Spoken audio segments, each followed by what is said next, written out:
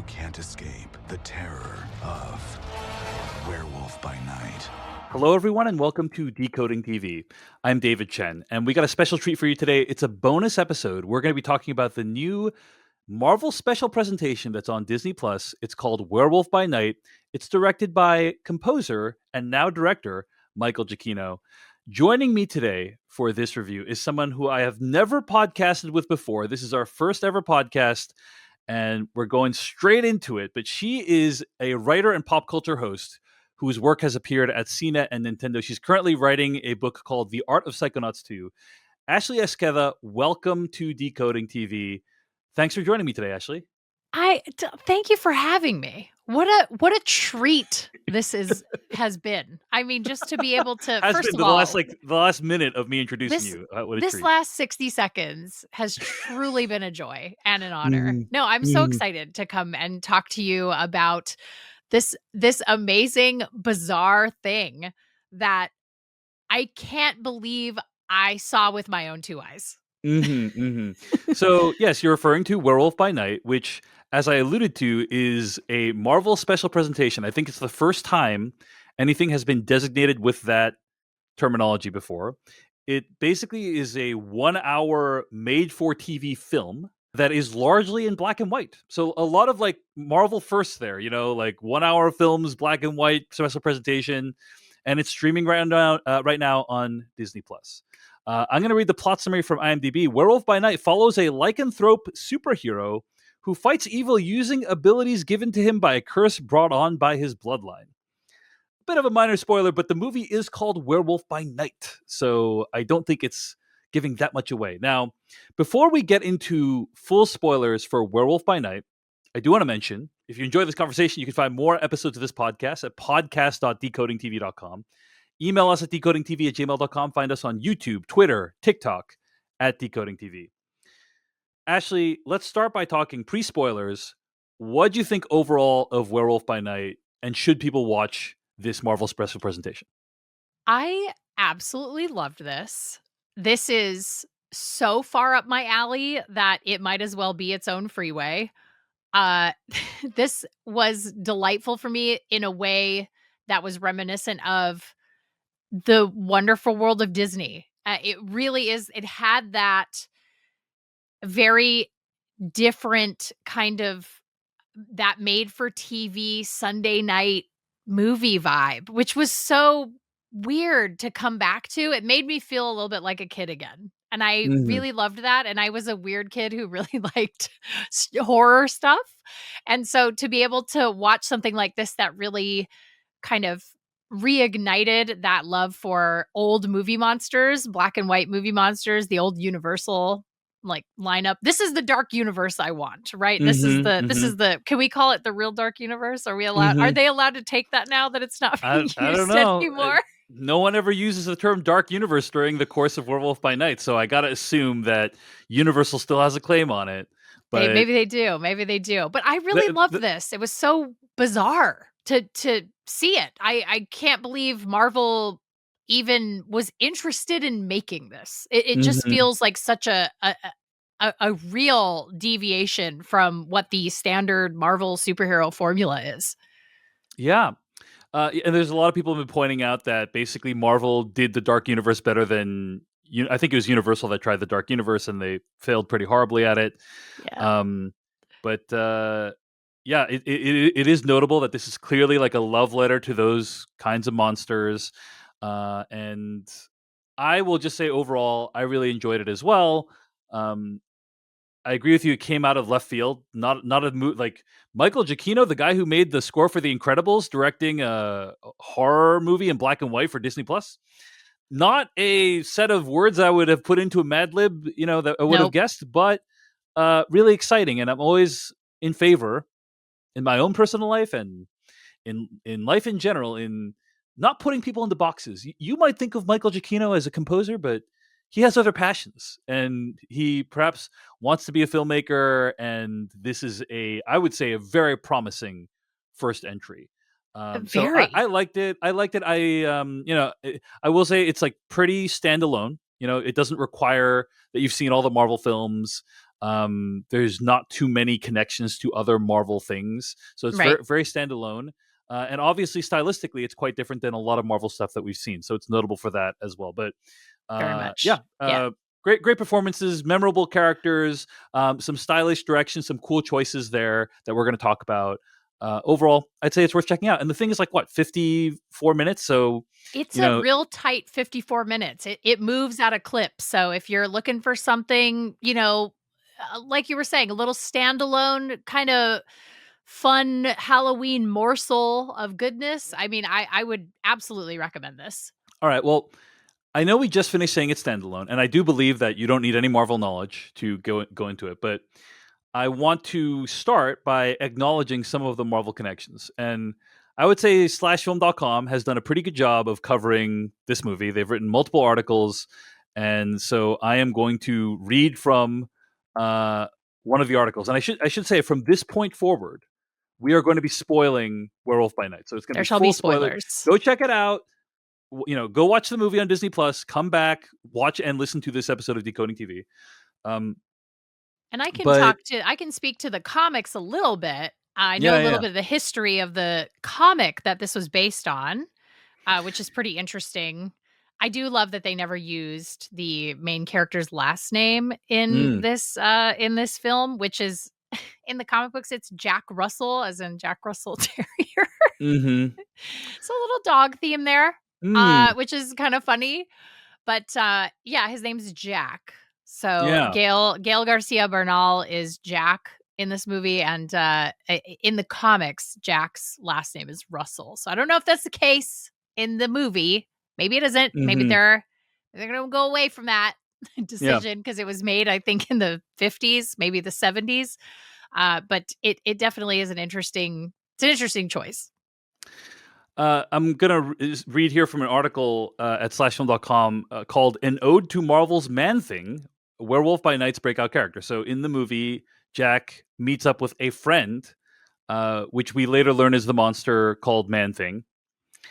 And according to this article, like most Marvel heroes and villains, Man-Thing's form was born from an accidental transformation. First introduced as Theodore Ted Sallis in Savage Tales #1, he was a biochemist who was tasked to replicate the super soldier serum that created Captain America. His assignment, Project Gladiator, saw him in a mysterious swamp in the Florida Everglades where the habitat's mystical properties fused with the serum and caused Ted to transform into a new composition of the swamp's plant life, becoming the green creature known as Man-Thing, not to be confused with DC's Swamp Thing, FYI. Yeah, yeah. And also, side Good old connection, Ted. the mystical swamp in the Florida Everglades that mutated with Ted's serum and created his Man-Thing form was actually powered by its connection to the nexus of all realities, a pathway that bends all space and time. It is an infinitely powerful doorway to any reality, and as we know, Phase 4, 5, and 6 are all part of Feige's ultimate connective plan, the Multiverse Saga, end quote.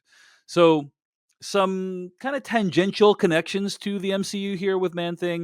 And Right. obviously, as you indicated, the main character in the movie and also the title of the movie gets its name from a comic book called Werewolf by Night. So, yeah, it really opens up the aperture of what we think of in terms of the MCU. Like, the MCU is a place that can accommodate superheroes like Iron Man and Thor, but also people in space like the Guardians of the Galaxy and all the people they interact with. And now we know that it also happens to be a universe with monsters and vampires and so on, which, by the way, also probably opens the door for a character like Blade, which we know is a movie that's coming out in the next couple of years. So Yeah. Yeah. these are kind of some of the Great point. bigger connections with the Marvel Cinematic Universe. But like I said, you can watch it without knowing any of that and still enjoy the movie. But yeah, let's dive into it. I mean, this movie is Let's. about an object called the Bloodstone, right? And there's this idea that the Bloodstone is a really powerful object that can help out with monster hunting, and it will be awarded to one monster hunter at the end of the night, whoever is able to kill this creature that the Bloodstone is connected to. And so, what are some elements of the movie that stick out to you that you want to discuss, Ashley? I love this concept of monster hunters all coming to pour one out for one Ulysses. Let's just Mhm. call it P. Ulysses P. Bloodstone. I'm going to give him a middle initial. I thought that was really cool, and I was really interesting. I loved this, like again, like very bizarre.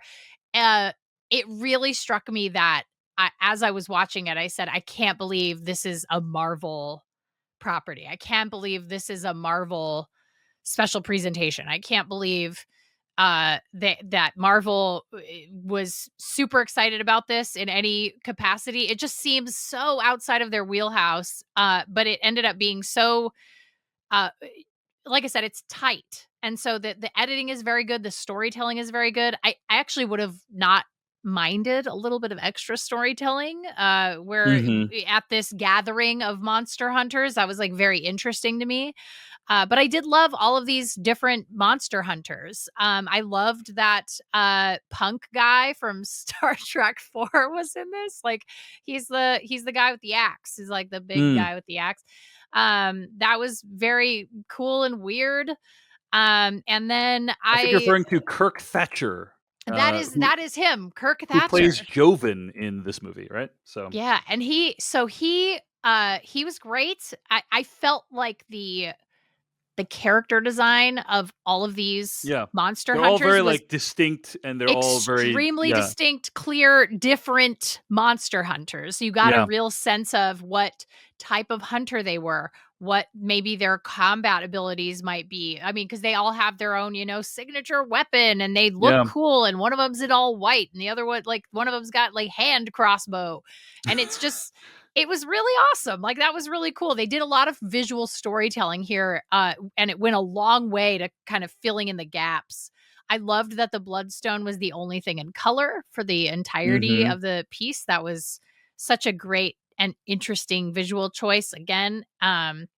And I also the corpse automaton is now it's going in my will. I'm going to demand that I be made into some type of Mhm. corpse puppet that speaks to Mhm. everybody at my funeral. It was just so I'm more of a strange.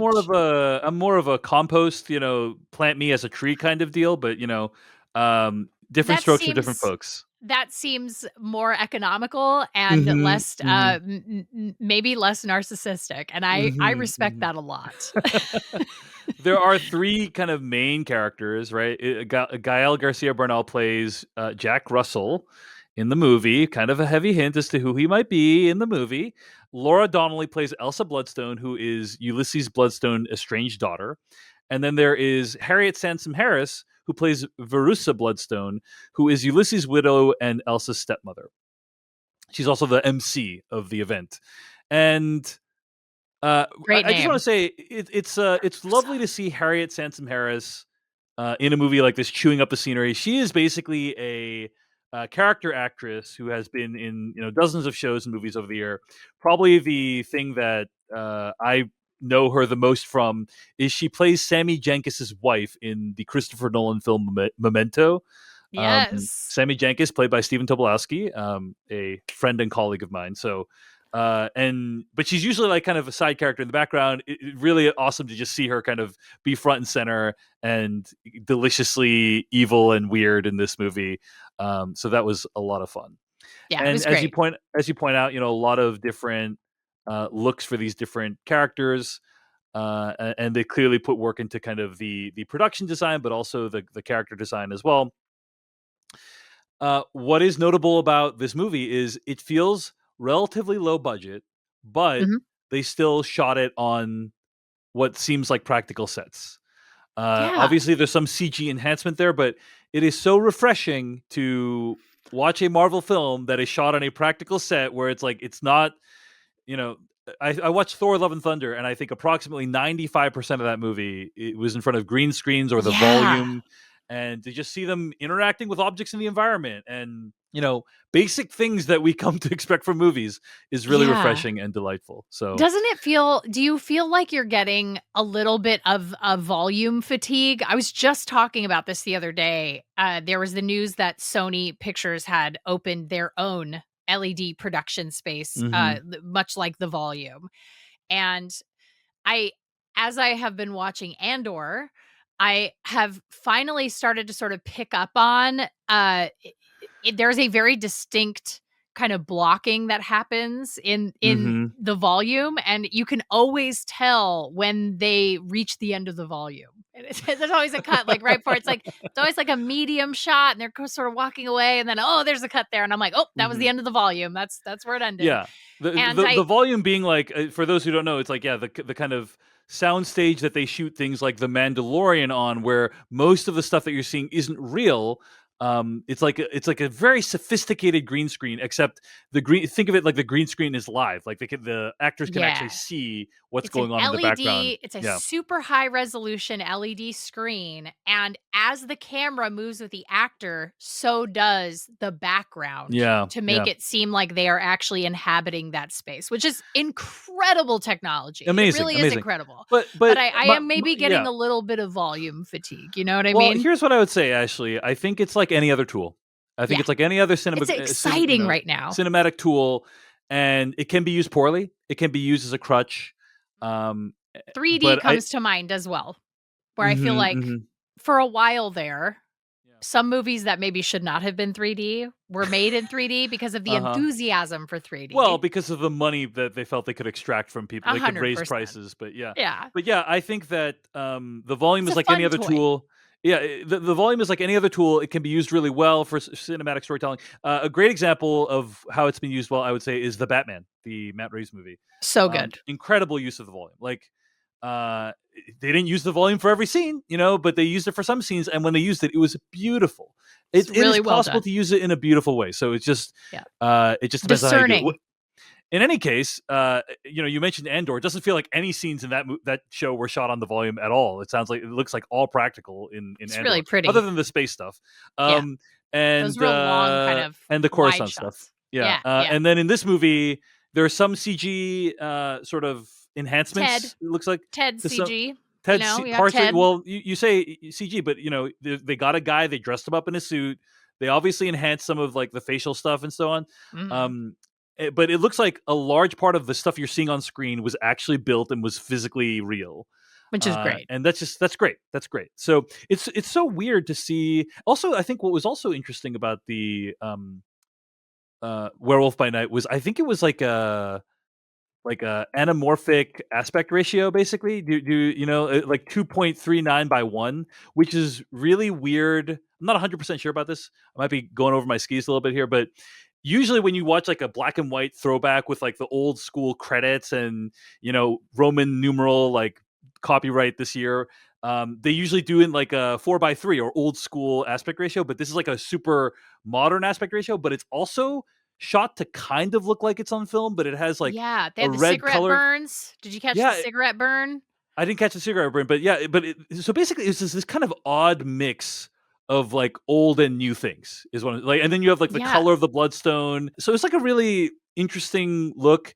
I wouldn't say it really worked for me or it didn't work for me. I'll just say it was a lot of I could tell that like all the decisions were purposeful. I don't know if like the totality of the decisions made it so I'm like, oh wow, super cool, because it's so weird. It's Like the dissonant. mix of It's things is very so weird. dissonant. Yeah, It's yeah, a yeah, exactly. dissonant thing. This has been very the reaction to this amongst my friends who work in the industry, who are, cinematographers, directors, are like, this is they wanted, it was very mixed, the response to it, because a Yeah, lot of people who, work with cameras are like, well, if you're gonna do an old right. school monster movie, like, you gotta go all the way Yeah, and make it the right aspect ratio. You gotta really lean into that look and that feel. But then there were some other people who were like, well, I thought it was really cool that he was trying to sort of modernize the way that it looked and like create this sort of new visual language for it, while still paying homage. And I can respect both of those opinions. I think that they're both completely valid. yeah, There was a part of me that kind of wished that maybe he had leaned a little bit farther into like getting that throwback look, that super old film look. And he did add that, like, there's a digital cigarette burn right before the beginning of the monster hunt. And so she, mhm, she's like, hey, okay, it's time to go. And then you hear the tuba guy, by the way. Um, there's a person playing a tuba in this yeah, in this made for TV movie, streaming movie. And this person is now officially on the same level as, this is our new doof guitar guy. So from Mad Mhm. Max, this is the guy now. So I'm like, Yeah. oh, I love horror tuba. This is my new favorite Mhm. guy. Horror tuba guy is real good. Yeah. Yeah. Uh, Another reference, by the way, about speaking of the cinematography is like if you saw Roma, the Alfonso Cuarón movie on Netflix, that movie's in black and white, but it's shot on something called an ARRI Alexa 65, I believe, which is like the images are like super crystal clear. Do you know what I mean? So Like they're crisp. super super sharp and So crisp. they clearly like advanced digital technology went into making it, and so that all it kind of reminds me of like that where like that you don't expect something black and white to be that clear and clean looking. Yeah. Yeah. And so this is kind of a similar thing where it's like it's an anamorphic aspect ratio, but it's also kind of grainy like film, but it also has like weird modern digital effects like the red bloodstone and so Right. anyway. Yeah. um interesting look for the movie. But yeah, what I also really enjoyed about this movie is it has a bunch of the good old fashioned hand to hand ultraviolence. And I would dare say this is among the more violent material that we've seen in the MCU before, I think just in terms of so. the I think you're goriness. right. Yeah. It definitely Um, is. Now, I think that the fact that it's black and white actually helps with that in the sense that Sure. because the blood is not red, that for some reason movie raters and people in general, I guess, don't think that's quite as bad. I think it's the same personally, but yeah. It's not as visceral. I feel like Yes. it's that sequence where it's the door closing as the guards are fighting the werewolf, and it's we're moving through this Hmm. scene and you're just seeing the blood splattering on the lens like as he is taking out each guard, and it it would have been so much more visceral, so much Hmm. more upsetting if everything had been in full color, but to have seen it in black and white made me appreciate that it was in black and white, if that makes sense. I was like, oh wow, Sure. this is really beautiful. The contrast here is really beautiful, and I can appreciate this cinematic value of it as opposed to just being like, wow, this is super gory, cool. Like, there's like that kind of that different emotion that you're feeling like as they're moving through the scene. Yeah. But there's like 2 to 3 pretty decent action scenes in this movie. There's a Yeah. action scene when they're in the hedge maze or whatever it is, like where they're fighting each other, and specifically Elsa is doing battle with Joven, and then ends up killing off the other guy too. Leorn, I think is his name, played by I think Leonardo so. Nam. I think that's right. It was it goes by so quickly, and they really don't, I think they mentioned their names like one time when they meet them for the first time, and they really don't hear anyone's name except Elsa's ever again. That's like pretty But much it. Leonardo Nam, he played Felix Lutz in HBO's Westworld. For those who, Oh, wow. yeah, for those who might have That's watched where that I've show. seen his face. I'm like, it was really interesting to me how many people I recognized, but I Yeah. couldn't quite. I'm like, I know this person. They do a lot of character work.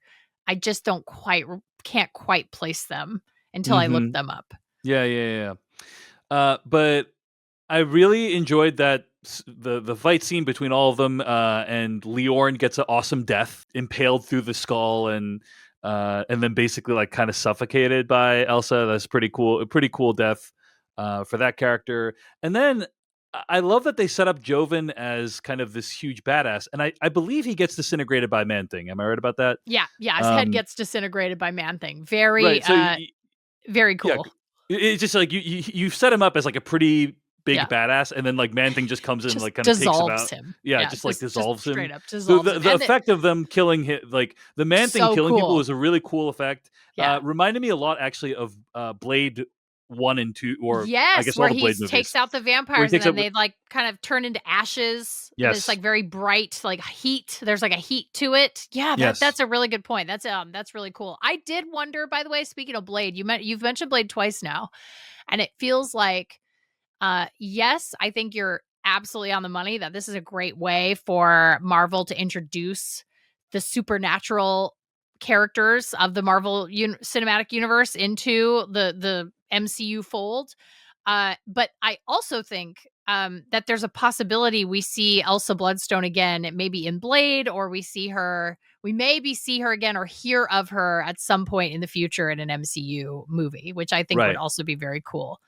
I mean, there is an open question of when this movie is taking place. I don't think a Great year is question. given.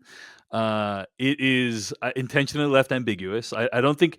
I mean, we see like kind of some modern-ish technology in like the animating the corpse and stuff like that, But and maybe some of the that's weapons. automaton technology. So that's from Hmm. like the 1800s. So and this Yeah. is, this could go back that far. And you see some Well, crossbow stuff, but it's like yeah, but we had nobody crossbows in the has an Middle Ages, iPhone. you know. Yeah, No, nobody but had an nobody iPhone. has an iPhone. Honestly, actually, the biggest hint as to when this might be taking place was at the very end of the movie.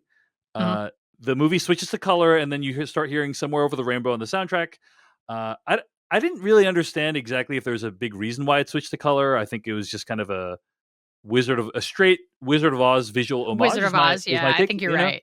Um, but he says something like, "Hey, do you want to get sushi?" Now, I actually looked this up, and sushi did not really become popular in the United States until around the 1960s, although it was as early as the early 1900s. I mean, So it that's could be the early 1900s. what a Uh, pull, Dave. Like, what a Thank you. pull. Sushi. Thank You're you. like, oh, Yeah. sushi. Like, when did that come around to the US? Yeah. Yeah. I mean, but or it could be, hey, they just wanted to throw in a sushi line like they did shawarma in the Avengers, and no one looked like there was no No one PA thought looking about up it. when no one Nobody, looking yeah. up when So this could in fact take place in the 1700s or 1800s, as I well. mean, But if we are to maybe the take the monster hunters are world travelers. Maybe they've had sushi. They had sushi actually in the East. Like maybe they hunted some mm, monsters in Japan, right? Like that mm, could be. I'm just yeah, we could it's they do true. seem like world travelers. They've talked about going to different places and Hmm, and hmm. hunting different monsters. And It's so true. I shouldn't be so Western centric in my yeah, maybe I sushi mean they do dialogue. seem like world travelers to me. So it does Hmm, strike they do strike me as monster hunters who will go to any length to take out a hmm. monster and say, what was it? Such a great line about mercy. Oh, we're doing this as a mercy to you and the people that you've killed, and like all the, all these great things. I thought that was really I thought that was a really great monologue by her. Hmm. It's just really fantastic. And what was is it I'm gonna mess up her name. I want to call her Verdusa, but it's not Verusa Bloodstone. Verusa. That's it. It's Verusa. I want to call her Verdusa because I think of Medusa.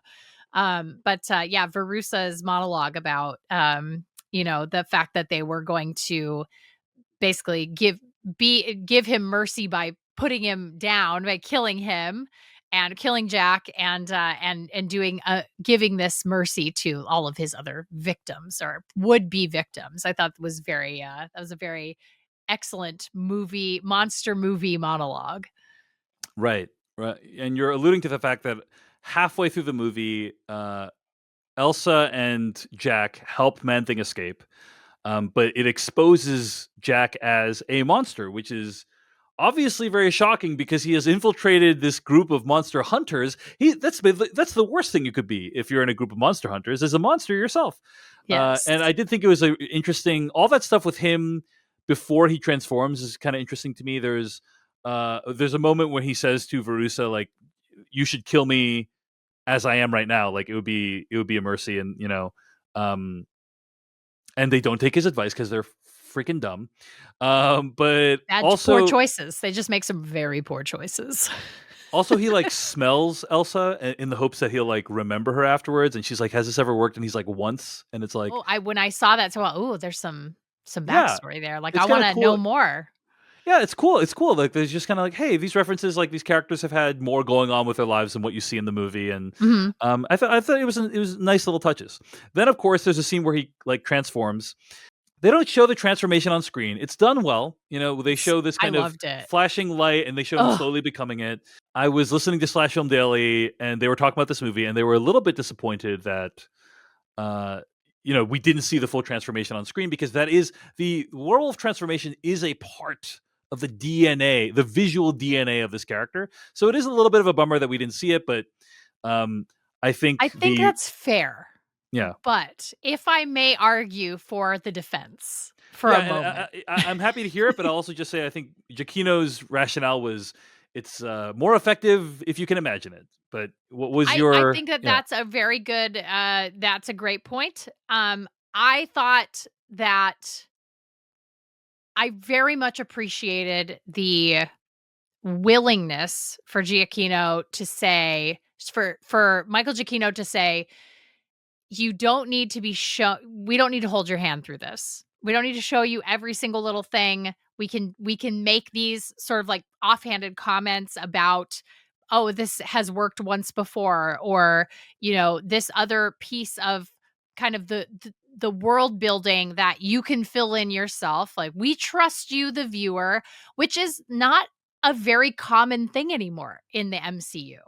And I thought that I very much appreciated that. And I really loved the economy of, and I have a feeling it's like, obviously the auteur's answer is, you fill it in with your imagination. It's always so much more terrible than you could possibly imagine. But really what it boils down to, in my opinion, is its budgets. And it's a really great and clever, creative way to cover up the fact that maybe you didn't have the budget to do this transformation thing in the way that you had envisioned it. Hmm. Much like, let's say, Jaws, right? It's like, Spielberg went around with a lot of wallpaper on that shark and was like, oh, it's always more terrible when you can imagine it. Well, it's because the shark didn't work and they didn't have enough money to fix it. Like, Yeah. that's what ended up happening. But I think for me, that actually heightened that nostalgia for old monster movies, because Hmm. it was so economical, both literally and metaphorically. It was Hmm. very good and very effective.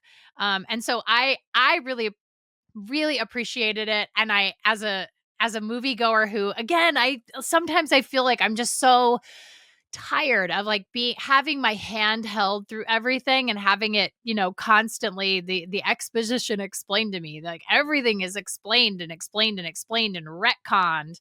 And I just am ready to kind of, I'm ready for filmmakers to trust me as a viewer again. And I Hmm. felt like Giacchino really did that in this. And I appreciated that very much. I think that's fair. I mean, I agree with you about the economics. Honestly, it's very noticeable to me when watching She-Hulk Attorney at Law as an example, where I know you love that show. I enjoy the show as well, but I do think the visual effects are really rough. Not They are not as a fault of the visual effects artists, who I believe are overworked and 100%. underpaid. It's just more like, from what we hear online, they are put under these brutal schedules with like lots of changes at the last minute. And whenever I watch that show, I feel like I'm seeing the seams of the visual effects workflow, where you almost never see her transform in that show. Like, you see her transform maybe like 3 times in the entire run of the show, Yeah. and they always like cut away because it's like they didn't have enough money to show her transforming, I guess. But for this 54-minute film, I think it really works. So, Yeah, I think and we should point for out, this, and also in the way that they did it. I mean, it's very different in She-Hulk, right? It's like, this is sort of a procedural sitcom. Like, it's a yeah, procedural sitcom that happens to be centered around a superhero. And I really enjoy it. I'm having a lot of fun with it. But I do totally also, it's very noticeable that we yeah, don't see her transform, right? Like, it's yeah, very yeah, noticeable. And so yeah. But which is it's funny. yeah, but the way it's done here is you are seeing Elsa's reaction to it, and so that is also Right. kind of cool, right? You're And you're seeing, seeing this yeah, amazing, like, strobe light yeah, transformation in the shadows in the background. It reminded me of Frankenstein, and it also reminded me a little bit of, like, a stop motion. It had, like, that sort of yeah, the vibe, yeah, handcrafted yes, vibe of, like, yes. a paper craft or a stop motion animation to it. And I mean, look, Like, it felt like someone could have done it using clay and stop yes, motion or animation like with paper craft and right, lights. Like, it right, just was yeah, so cool. And I really, it was something where I was like, wow, I haven't seen that before. And mhm. that to me is I'll take that trade any day. I'll take that trade. Something I haven't seen before that's visually creative versus something that I've seen a million times in cinema and like you said is a kind of expected trope in a werewolf movie. You want to see that transformation, but I also just feel like if I have to trade it away, if I have to give it up, then this is the exchange that I would be willing to make for it because it was very cool. I should point out that after he transforms, it is practical makeup, and that's also cool because there's so Amazing. many. They do CG for everything in Marvel now. The suits people wear, the helmets people wear, it's CG everything now. You know, Yeah. and so the idea that you have an actual werewolf that they actually use real makeup and prosthetics for, it's refreshing. Did you see anything saying that like he that that he did not Gael did not like being in that makeup like or that it was very like I'm sure it was very difficult. I mean regardless. Mhm. Anybody who's wearing that level of creature makeup is not easy. Yeah. But I don't think he has done creature makeup almost at all. Mhm. And certainly not on this level. And so I have to imagine that the days in that Mhm. creature makeup had to have been extremely difficult for him as an actor. Yeah. Yeah. Yeah. Well, then he goes and basically annihilates everyone in the room, and it's pretty cool action scene. You know, pretty well So done. satisfying. Yeah, I will say like the action is overall pretty well shot, pretty stylishly shot. You can see what's happening, and for a lot of it, unless it's very purposeful for you to not see what's happening, right? Like Mhm. it feels like they use a lot of like medium shots, a lot of long takes, from what I recall. And yeah, I thought it was overall really well done. So a lot to like about the action scenes in the movie and about the look of the movie and about the feel of the movie. Um, but any other thoughts about kind of where the movie ended? I thought it was really interesting that Ted good old man thing.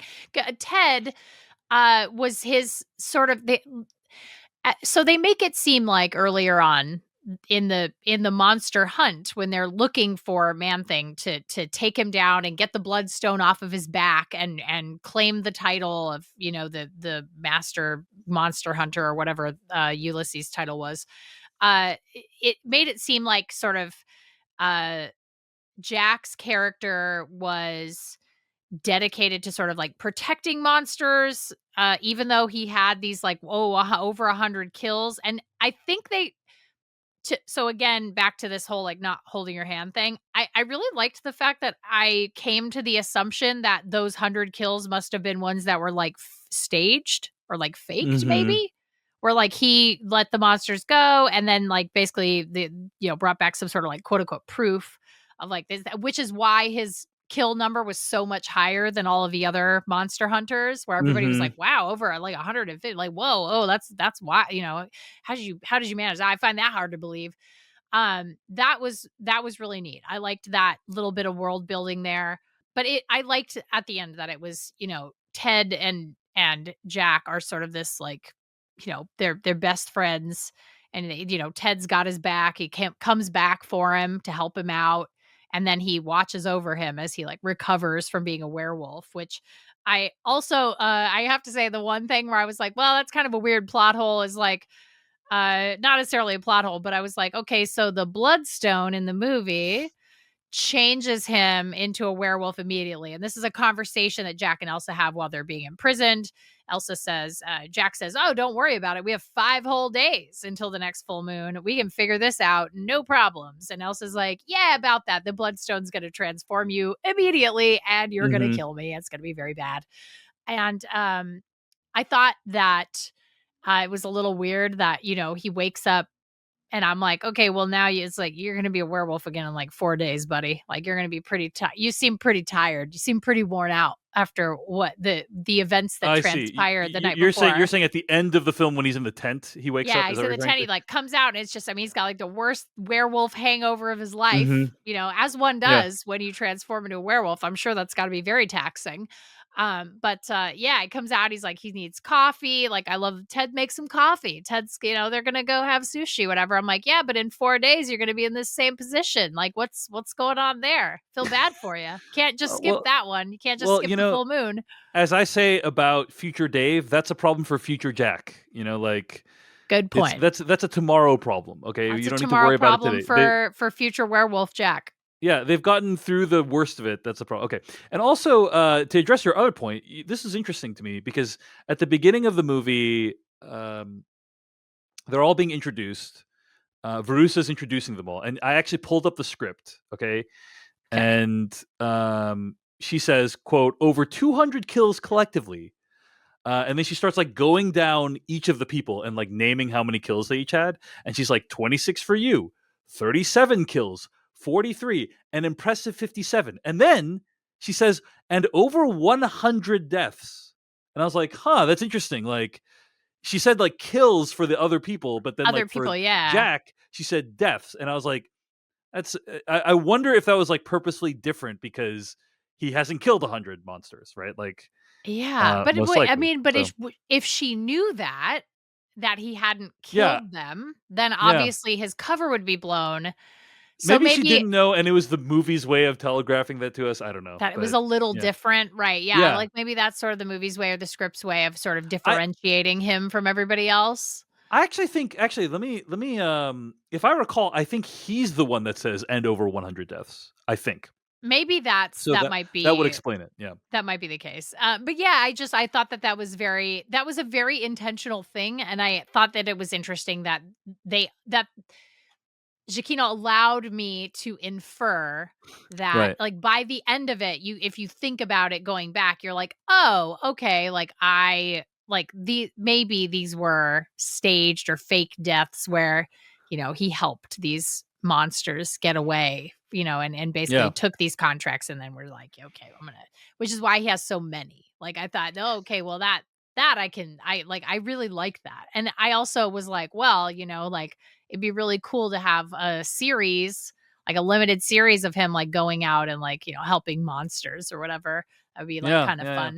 I Help didn't. them escape other hunters. I also wonder what the future of Elsa Bloodstone is. What is she going to do? She assumes the bloodstone mantle. She Yeah. has the bloodstone. She is a bloodstone by family, and she is in charge now. And by the end of this short film, she is in charge. And so, what is she going to do with that power? What is she gonna? Is Hmm. she going to continue monster hunting? Is that something of interest, or will she use the power of the bloodstone for other purposes? I found that very interesting and intriguing. I wanted more from that Yeah. story, so I feel like it was a success in that regard, where I said I could watch all of these characters do more things. Yeah. Yeah. Yeah. Totally. And I agree. Like a lot of open-ended threads left dangling for possible future MCU things to resolve. Possibly for the Blade movie, maybe Blade and Elsa will team up in the future. We'll see. Could Yeah, be a lot of cool stuff. So, you know. anything else we want to talk about in terms of Werewolf by Night? Oh, I did want to say uh, I thought it was a little odd that they saved the werewolf reveal for so far into the movie. Like, I don't think you know he's a werewolf until like 30 minutes into this 54 It's minute movie. it's halfway W- through. It Yeah, is halfway through. You're right. and it's weird because it's weird that they didn't even I don't even think they hinted at it in the first half. I don't even think they're like, be careful, there's werewolves out here or anything like, like, No. because but the thing is, if you are watching this movie, you have used your Fire TV or Apple TV cursor to select the movie called Werewolf by Night. You know You there is know going there's to be gonna be a werewolf. unless it's one of those movie titles that has nothing to do with the movie itself. Yeah. Um, so it was a little interesting that they like kind of saved it all for like they didn't even like hint at it at all. I No. don't necessarily think it's good or bad. I just think it was like an interesting decision to not even set it up at all. And it's fine. Yeah. It's like I guess I'm trying to picture a world in which like the movie wasn't called Werewolf by Night and like would it have been a shock? You know what I'm saying? I guess When he so, transforms yeah. into a werewolf, right? That's Uh, that's a really great point. I think you're yeah, right. I think if it had been named something different without werewolf in the title, people would have been surprised that he yeah. transformed. It'd been like, oh my gosh, I didn't know it was a Like, werewolf movie. You "Whoa!" know, that would Like, have been. "Whoa, But that's so but cool." but that would have really cut against the kind of Universal Monsters like ethos, where Yeah. like those movies are all titled like Attack of what. the Killer Tomatoes, Frankenstein.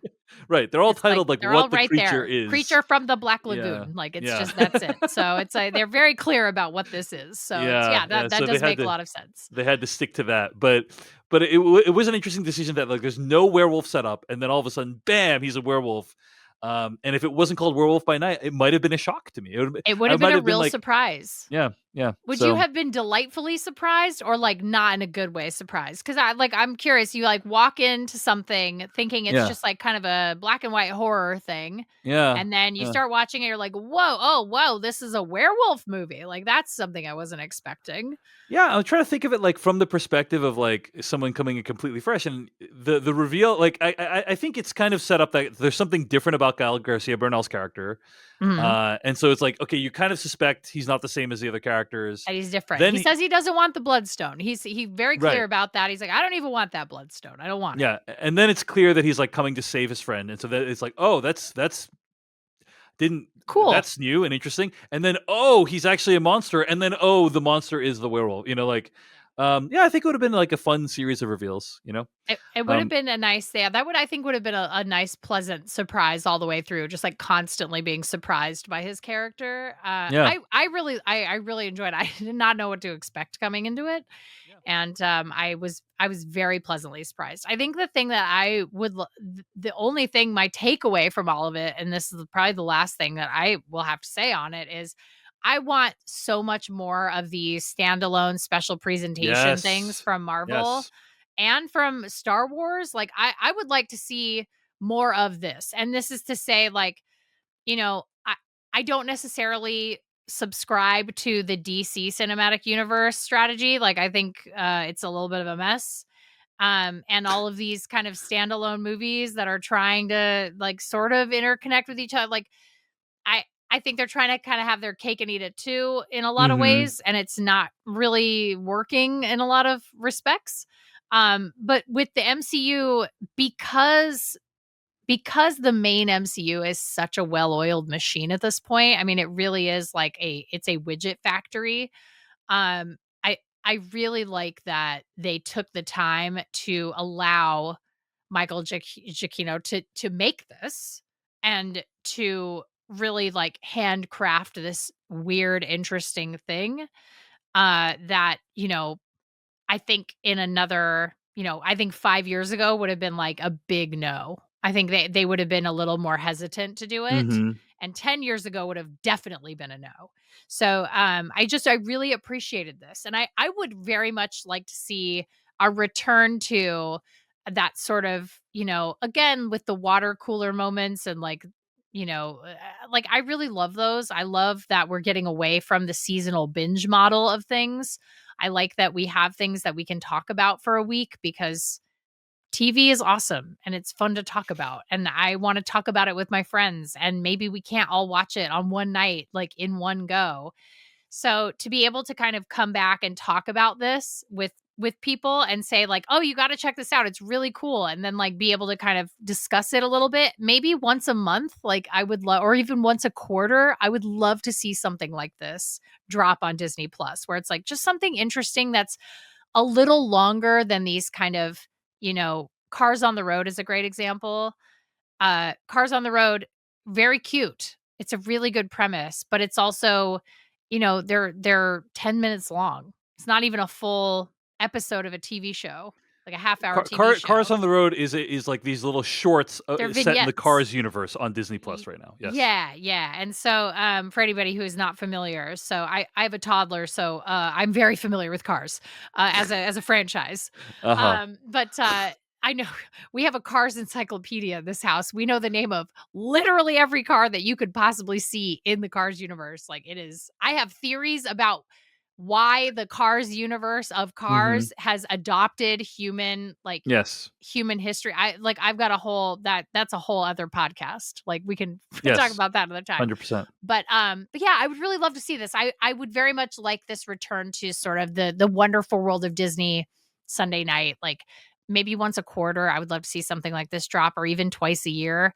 But just more of this. Like I really enjoyed this. This was such a tasty morsel of something that I just don't normally get served by Marvel and Disney. And so it was very enjoyable and delightful. And I just I can't possibly encourage them to do more of this. Yeah, it reminds me a little bit of Logan, the movie, where Yes. it's kind of like, oh, it's technically using the same character that you know, but it's set in a different time period, and it's ultra violent, and It's its maybe own it's not thing. going to connect super with really closely with everything else going on. But yeah, I agree. Love this approach. Love that they're taking chances tonally, visually with the MCU, and also I'll point out that. The music was pretty good, as you might expect from a Michael Giacchino production. He wrote the music as well for the movie, which, I you mean, know, really working overtime on this one. yeah, well, it's like, can you imagine? Michael Giacchino is one of the most talented composers alive today. Yeah, And he can you is. imagine, like, you know, trying to be the composer for this and Michael Giacchino's directing it? It's just like, no, just let him do the Yeah, thing. you don't want those You, notes. you don't, You don't want you those don't want, daily notes, you right? don't Like want it's those just like, notes. who's taking that job? Everyone's just Yeah. like, nope, I don't, Maybe that's nope. why he did it, because no one else, he couldn't find anyone to do it. Couldn't So, find him. Everyone's like, uh, oh, why don't you just do it yourself? Also, there's something to be said for he had a very clear vision.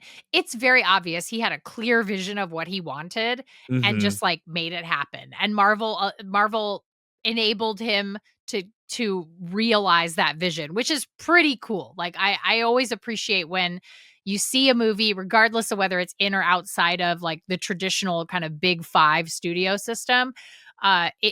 If you see a director who was given the resources they wanted to make the thing they wanted to make, it really comes through in the final product. And this was one of those cases. And I always appreciate that. I love seeing when that happens. You can tell everybody's really excited about it. Everybody who made it wants to talk about it. They want to celebrate it. And I think it should be celebrated. Indeed. All right, I think that's going to wrap us up here today on Decoding TV. You can find more episodes of this podcast at podcast.decodingtv.com. Email us at decodingtv@gmail.com. Find us on Twitter, TikTok, and YouTube at Decoding TV. And of course, if you enjoy podcasts like this, become a paid member at decodingtv.com. Support this podcast and everything else we're going to do throughout the rest of the year. We got some exciting stuff coming up for you. But thanks to everyone at decodingtv.com who makes this show possible. She is Ashley Esqueda. She is a writer and pop culture host whose work has appeared at CNET and Nintendo. She's currently writing The Art of Psychonauts 2. Ashley, thanks so much for chatting with me today. Oh, thanks for having me. This was great. Let's do this again sometime. Perhaps we shall, Ashley. Perhaps we shall. And I'm David Chen. We'll see you next time on Decoding TV. Hey everyone, David Chen here. Thank you so much for watching that video from Decoding TV. If you want to get an audio version of the show, all you got to do is go to podcast.decodingtv.com. And if you want to support what we do, get ad-free episodes of the podcast and also bonus episodes of the podcast, go to decodingtv.com and become a paid member. Of course, you can also like and subscribe for more. We appreciate it. Thanks. See you later.